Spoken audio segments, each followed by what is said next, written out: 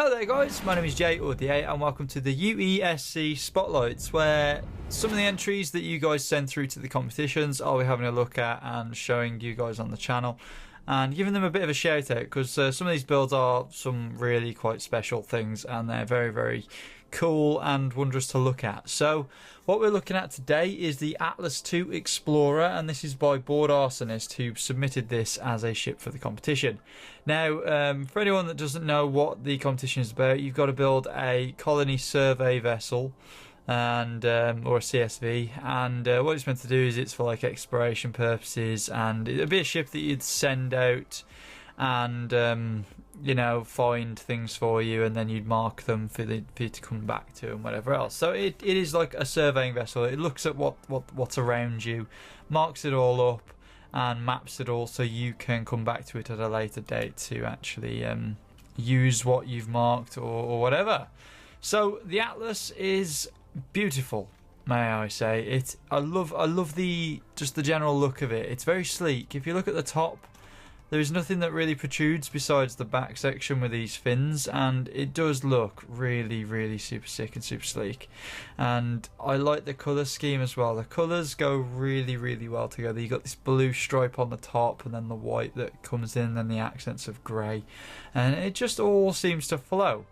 Now this ship will work in conjunction with two other crafts. You've got the Satcom buoy, which what happens with that is it is printed on the bottom using welders, and what it is, it's like a small satellite that's solar powered that you can place on whatever, and it has an antenna so you'll be able to see that at some distance, and it just enables you to come back to them a bit easier rather than using GPS, which you might lose or delete by accident or whatever. So you've got these the Satcom buoys, as I've just said, and then you've also got a tugboat which goes into the hangar bay section of this craft, and that tugboat is used to move the Satcom buoys, and it moves them to put them onto asteroids and sticks them on them. So it's a nice little system he's got with this build, and I really do love the look, because there's not a lot of walking space in this craft, I'll be honest, but the space that is in here for actual personnel is well used, I think, and then the rest of it is primarily just how do you say, like supporting pieces that you need, like reactors, gyroscopes, thrusters, and all the other gubbins. So it's a very nice and neatly done ship that is very condensed but does the job really well.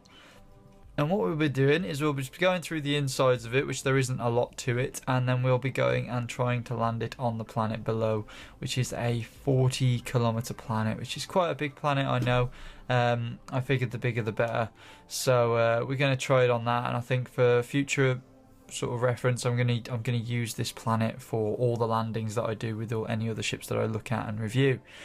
So let's go inside. Now we're not going to take the conventional route, which is the hangar. We're actually going to go on the underside, because on the underbelly you actually have this door, merge block, and connector. Now what I'm guessing happens with this is it can hook up to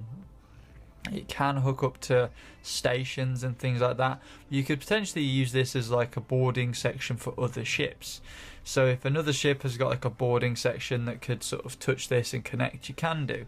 And it does have its own airlock in here, so if we were to walk through into this section, we have no gravity in here, but as we sort of push on through the ship we will have gravity. But yes, you've got this like weird sort of airlock system. We open this door and then we are in the area for the hangar, which just takes us around the corner. There is literally nothing else in here besides this little walkway for us, and then as we head up we do have our sort of main ship, which is really nice and cool. And in here we have a connector for the tugboat, which is great because it might need to bring materials or carry materials or whatever.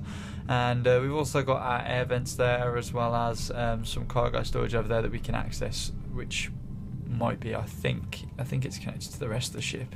We'll just have a gander at that and see what it does. So from what it appears, it is hooked up to the rest of the ship, so we can do what we need from there, which is great. So we do have a lot of control from just being in that hangar, which is very important, because you've got to think, well, what if I need to access the materials and the conveyor's taken up? Well, you've got that instead, which is great. So what we're going to do is we are going to close the hangar, which I believe turns the outer lights off as well. I'm not sure. I think it may just close the door. When you open them, what it does is it depressurizes, the hangar doors open, and then it actually repressurizes.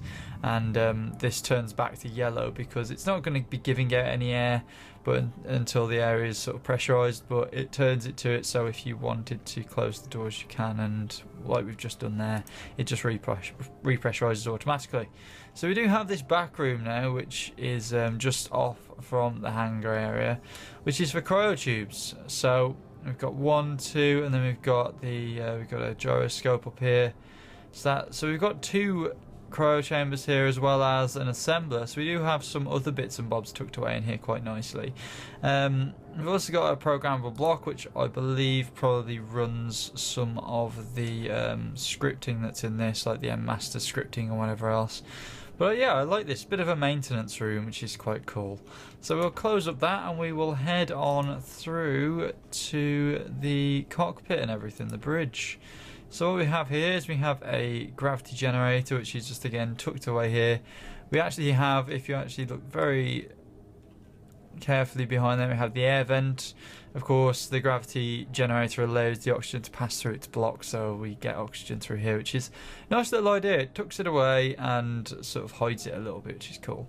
Now, I love this bridge and cockpit sort of design because, as you will notice, it has a fully glass roof, so you really do feel like you're outside. I like the idea of having this. The reason why is because as an exploration vessel you're going to need lots of viewing areas, and as a cockpit goes, you have an absolute sugar ton of viewing area here. You have the whole of your cockpit section that's just glassed, which is really, really nice, and you don't see this a lot on ships, and it just airs it out a bit and enables you to see more of what you didn't see. And I think it was a brave choice by Arsonist, because you actually see the top of the blocks and everything, and you can look down and it's kind of looking on a little bit of an ant's nest or something, but it looks pretty cool. I got over that pretty quickly. I was a bit like to start off with, but I got over it and it was quite cool. So pushing on into the cockpit now, we have lots and lots of viewing angles here. We don't have, well, we have a little bit of a below, but we don't have really to the corners. So if we actually look, that corner's blocked off. So I would probably suggest maybe opening that up so you can see fully round, fully to the side of you. So it is a bit of a blind spot, but that's only a little minor minor thing that I would be bothered by. But yeah, controls of what we've got in the Atlas are as follows. We have the jump drive, which it has, which is brilliant. We also have the hangar open and close timer blocks. We then also have the antenna. We have the lights for the external of the hangar, and then we also have the turrets. So it does have some interior turrets in which provide some sort of protection. Then we do have, if we actually look, we've got one there to the side which isn't hooked up. Well, I know they can't be conveyed, but yeah. We then also have this one tucked up here. So we have 3 turrets on the underbelly, and then nothing on the top. So the top is a little bit exposed. But again, it's just a survey vessel. It shouldn't need too much weaponry to really be of a problem. And they are sort of protecting the main section, which would be your printing section, as well as your main access point, which would be that underbelly section. So, are there any more controls, and what other seats do we have? We have the left-hand seat, which has the turret controller, so that's like the gunner seat. Then we have the right hand seat, which is the printing. So we do actually have the printing here, so we can turn the merge block on and off, we can turn the welder on and off, and we can turn the projectors on and off, so we can print that boy that would go with this craft. So let us pilot it down.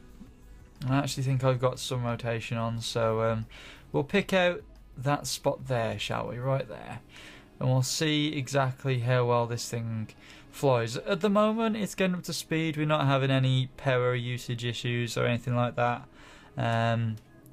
But yeah, it will take us a little bit of a while because it is 10,000 meters we have to fly. So what I'll do is I'll just have a sip on my drink as well as just let it drift in. Okay, so we've let it drift in a little bit now, only by like 2,000-3,000 meters, but doesn't seem to be handling that badly. I'll be honest. It was no drift issues because we don't have that issue of having small blocks in this, which is something I would think would perhaps make this build a little bit neater if we actually had more, maybe a bit more room in it. You know, to perhaps put some small block furniture or something in. Maybe I kind of like the idea of having that in some of these ships because it would, that's kind of the next step with them. But no, it's handling pretty well, and I have also noticed it doesn't really, it has no ion thrusters on, which may be of a little bit of an issue for me personally, because I would imagine a mix of all of them would be a bit better and a little less wasteful. But I can definitely see why he's done it, because of the space constraints he's got. But no, it's not too bad at all. We've just got to see how it breaks now, because these ships have a tendency to not slow down, if that makes sense. When it is actually, is it drifting in? Yeah, it isn't actually. Okay, now it is slowing down. Cool. So we're just bringing it into a stop, and it's not actually stopping as well as I first thought. What if we tilted like this? Yeah. So if you mess around with your incline, you do get a bit of a better result. And I guess swinging the ship around in a second would help with that braking issue. So if we were to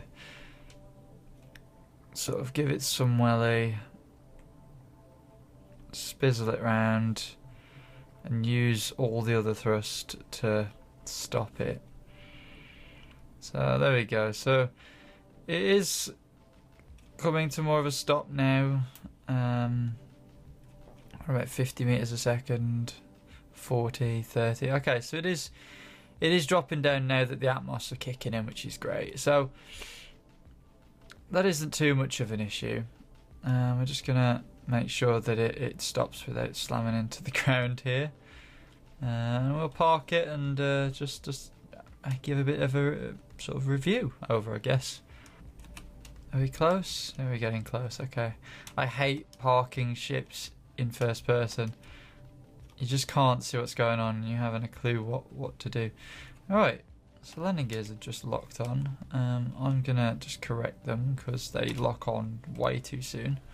But yeah, nice little ship actually. Didn't do as badly as I thought it was going to with the landing, but you know, you have to check these things because you just never know with ships. They look cool, and with some of the crafts I reviewed in the past, they are just awful after a good thorough fly around and stuff.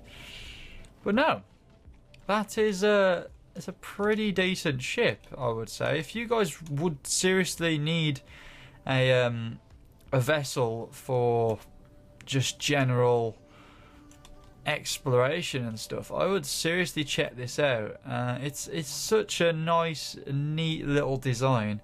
It is really, really cool. So, if you guys have enjoyed this, go and check out the build on the workshop. The link is in the description below. If you've enjoyed this video, then don't be afraid to give it a thumbs up. And of course, subscribe if you haven't already. If you haven't enjoyed the video, you know where the button is. And I'll see you guys later. Peace!